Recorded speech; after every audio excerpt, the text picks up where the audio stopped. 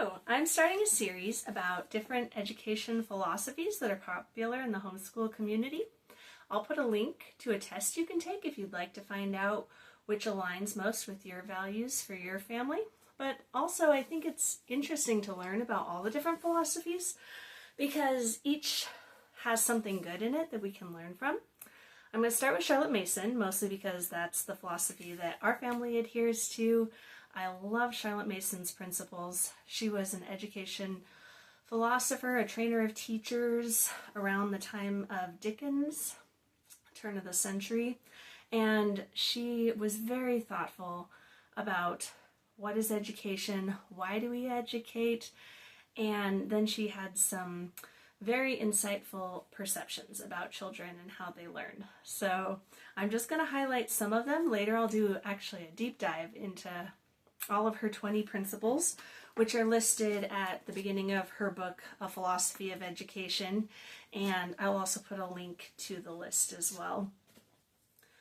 Her first principle is that children are persons, and that seems at first obvious. Of course children are persons, but so often in education we treat kids as if they were an object that we could mold or feel, a blank slate we could write on.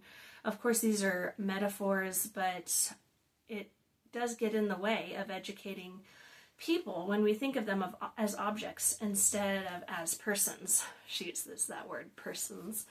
And she says that people are living, and the primary thing about living organisms is that they need food. So she has, her metaphor that she prefers is food, feeding the children on ideas. She says the life of the mind is sustained upon ideas.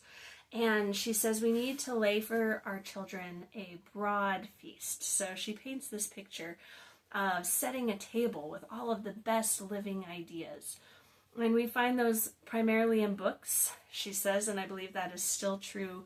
So putting before your children the best books, the best ideas, allowing them to interact with the great thinkers. So a lot of Charlotte Mason homeschoolers will reject textbooks or try to stay away from textbooks because rather than presenting a list of facts, we would prefer to give the children a book where the author loves the subject. So instead of reading about the American Revolution with date after date, I would give my own children a biography about George Washington by an author who was familiar with his life, loved him, was interested in the topic, and then maybe a biography about Benjamin Franklin, maybe Benjamin Franklin's own book. So again, getting as close to the source, really engaging with living ideas.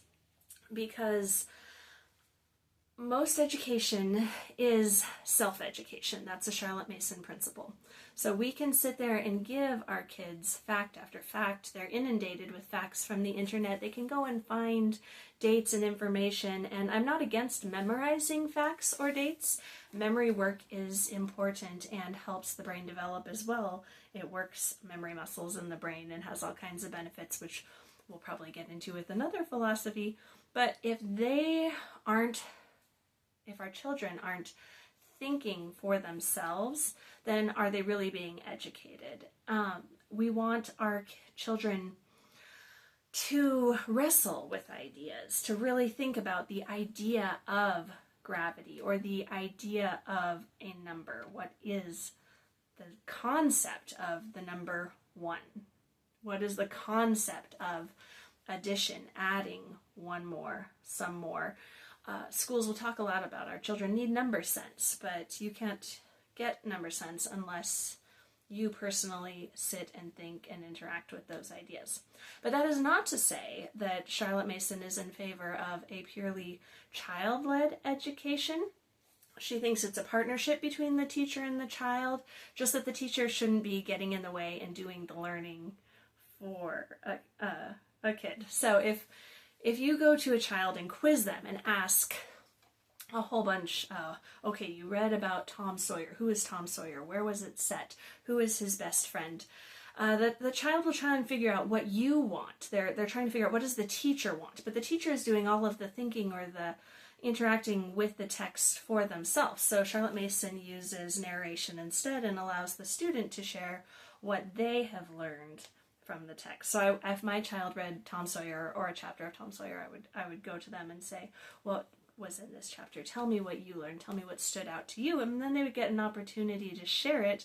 They would feel respected as a person. They wouldn't feel as if I were just trying to quiz them and they had to get the right answer. So there's a lot of practical wisdom in her principles, but there's a reason behind narrations, behind living books, all these concepts that I just love in a Charlotte Mason education. One quote you will hear often, she says, "Education is an atmosphere, a discipline, a life." And I wish I had more time to unpack that. I will definitely do that in another video. But again, it's not just here is a curriculum with the Charlotte Mason stamp on it. Really, she has this whole idea and philosophy behind schooling, education, and it should be an atmosphere that your kids are enveloped in. So we don't compartmentalize and just say, well, there was our 2, 3, 4 hours of school and now we're home and doing something different. All of life is the atmosphere of education, and mom is curious and dad is reading, and so we just kind of breathe in this atmosphere of education, and it's a discipline. So she has a lot to say about habit training.